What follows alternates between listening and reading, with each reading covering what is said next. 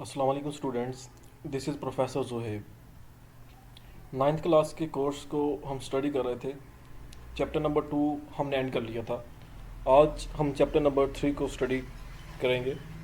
Chapter number 3 को हम start करेंगे। तो लेक्चर को स्टार्ट करने से पहले अगर आप मेरे चैनल पर न्यू हैं तो मेरे चैनल को सब्सक्राइब कर दें और साथ में लगे बेल आइकन को भी प्रेस कर दें ताकि हर नई आने वाली वीडियो आपको बआसानी मिल सके।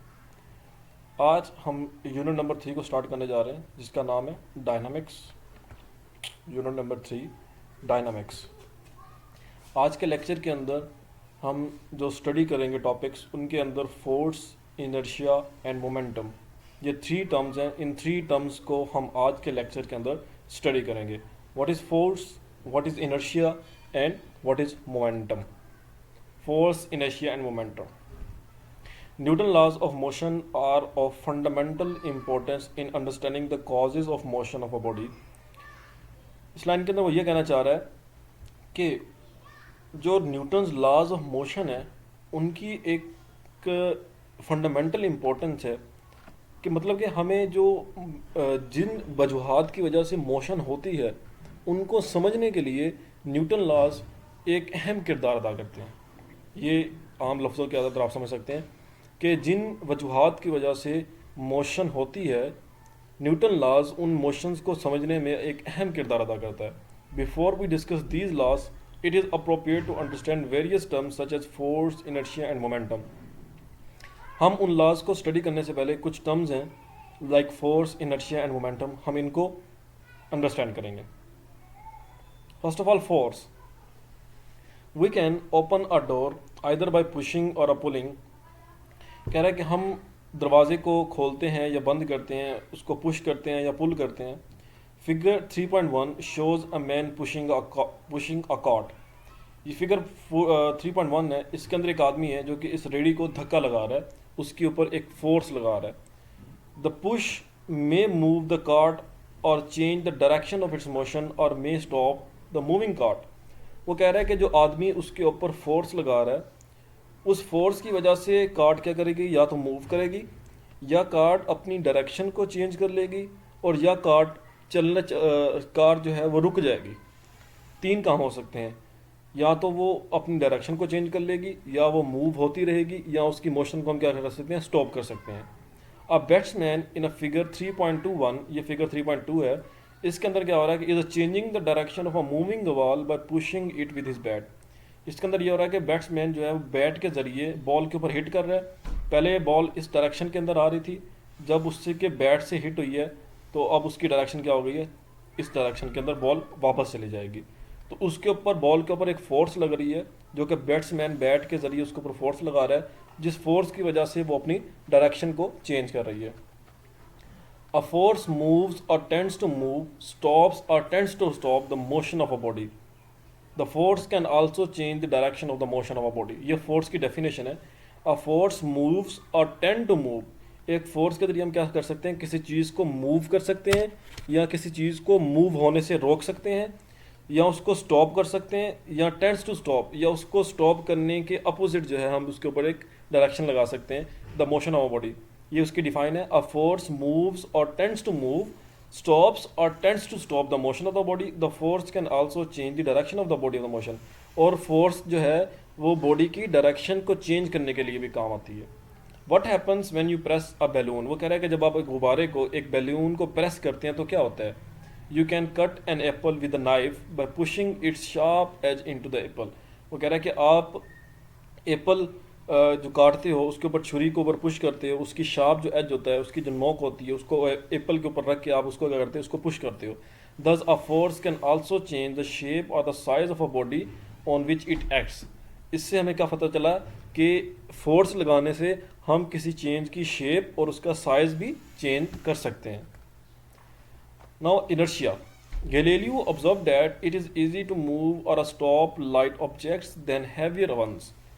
गैलीलियो एक साइंटिस्ट है, ये जिसका नाम है, उसने ऑब्जर्व किया, उसने ये देखा कि अगर कोई लाइट, कोई हल्का ऑब्जेक्ट है, उसको अगर हम रोकना चाहें तो हम उसको इजीली रोक सकते हैं as compare to heavy one.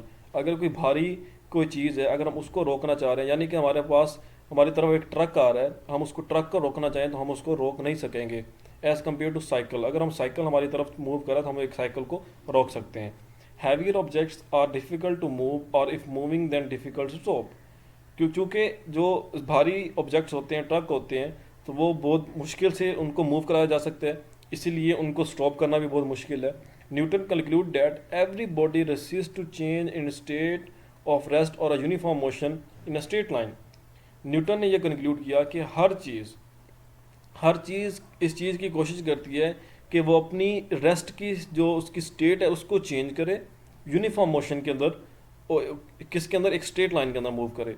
He called this property of matter as inertia. ये जो प्रॉपर्टी है किसी भी ऑब्जेक्ट की कि वो रेस्ट के अंदर नहीं रहना चाहती, अपनी यूनिफॉर्म मोशन के अंदर नहीं रहना चाहती, वो एक स्ट्रेट लाइन के अंदर अपनी जो है वो स्टेट को चेंज करना चाहती है।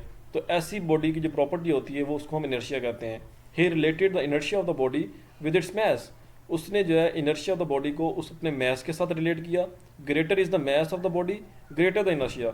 जितना मैस का इनर्शिया, जितना ही किसी बॉडी का मैस ज़्यादा होगा, जितना वो ज़्यादा भारी होगा, उतना उसका इनर्शिया ज़्यादा होगा।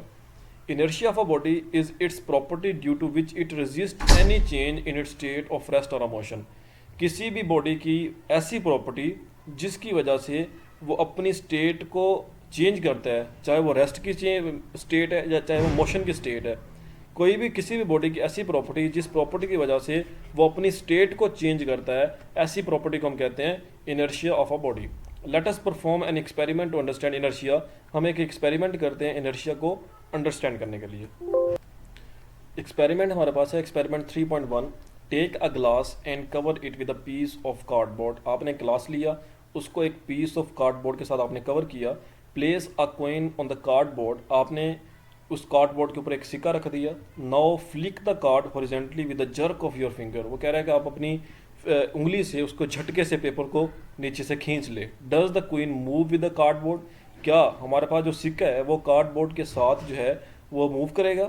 The coin does not move with the cardboard due to inertia. नहीं, कार्ड जो हमारे पास क्वीन है वो कार्डबोर्ड के साथ मोशन नहीं करेगा, बल्कि वो गिलास के अंदर गिर जाएगा। Where does the coin go as the cardboard flies away. जब हम उसको कार्डबोर्ड को खींचते हैं तो किस तरफ मूव करेगा सिक्का? सिक्का किसके अंदर गिर जाएगा? इनर्शिया की वजह से वो करेगा, और जैसे ही पेपर को हम खींच लेंगे वो गिलास के अंदर गिर जाएगा। Consider another example of inertia. एक और एग्जाम्पल हम स्टडी करते हैं। Cut a strip of paper. एक स्ट्रिप ऑफ पेपर आपने कट करना है। Place it on the table. आपने उसको टेबल के ऊपर प्लेस करना है। Take a few coins at its one end as shown in figure. आपने उसके एक हिस्से के ऊपर कुछ क्वींस रख देने हैं, सिक्के रख देने हैं। Pull out the paper strip under the coins with jerk. आपने क्या करना है, इस स्ट्रिप को एक हिस्से से पकड़ना है और इसको एक झटके से जोर से खींचना है। Do you succeed in pulling out the paper strip under the stacked coins without letting them to fall. वो कह रहा है कि क्या आप सिक्के गिरने के बगैर आप उसको स्ट्रिप को खींचने में कामयाब हो सकते हैं? Why do the coins remain stacked on the pulling out the paper strip quickly under stack. वो कह रहा है कि आप जब उसको जोर से खींच लेते हैं तो सिक्के वहीं के वहीं क्यों पड़े रह जाते हैं, वो क्यों नहीं करते? This is due to inertia. Momentum. A bullet has a very small inertia due to its small mass, but why does its impact is so strong when it is fired from the gun? वो कह रहा है कि एक bullet है, उसका चूंकि mess कम होता है, मैस कम होने की वजह से उसका इनर्शिया भी कम है। हम स्टडी कर चुके हैं कि जितनी ज़्यादा हैवी बॉडी होगी उतना ज़्यादा उसका इनर्शिया ज़्यादा होगा। But why does it impact. लेकिन वो कह रहा है कि बुलेट का जो इम्पैक्ट होता है वो इतना स्ट्रॉन्ग क्यों होता है जब हम उसको फायर करते हैं गन में से।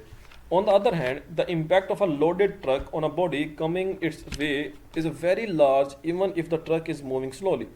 वो कह रहा है कि दूसरी साइड पर अगर देखें तो एक लोडेड ट्रक है on a body coming its way is very large. वो अपनी वे की तरफ जो आ रहा होगा वो एक लार्ज वे होगा even if the truck is moving slowly. और if the truck is moving, अगर ट्रक जो है वो आराम से मूव कर रहा है। To explain such a situation, we define a new physical quantity called momentum. इस सिचुएशन को एक्सप्लेन करने के लिए हमने एक फिजिकल क्वांटिटी डिफाइन किया है जिसको हम कहते हैं वो क्या मोमेंटम है। Momentum of a body is the quantity of motion it possess due to its mass and velocity. Momentum किसी भी बॉडी का मोमेंटम एक ऐसी क्वांटिटी है, ऐसी मोशन की एक ऐसी क्वांटिटी है जो कि पोजेस करती है due to its mass and velocity, उसकी वेलोसिटी, बॉडी की वेलोसिटी और मैस की वजह से जो मोशन को पोजेस करती है क्वांटिटी, उसको हम कहते हैं मोमेंटम है। The momentum p of a body is given by the product of its mass m and velocity. Momentum जो है वो मैस और वेलोसिटी के का क्या है, प्रोडक्ट है। p is equal to m cross v। Momentum is a vector quantity, momentum एक वेक्टर क्वांटिटी है क्योंकि इसकी सिर्फ और सिर्फ हमारे पास क्या है, मैग्नीट्यूड होती है, इसकी कोई डायरेक्शन नहीं होती। Its SI unit is kilogram metre per second. इसका SI यूनिट क्या है, किलोग्राम मीटर पर सेकेंड। ये था हमारा आज का लेक्चर। आई होप आप लोगों ने अच्छे से अंडरस्टैंड किया होगा। मिलते हैं नेक्स्ट लेक्चर के अंदर, तब तक आप लोग अपना ख्याल रखिएगा। खुदा हाफिज़।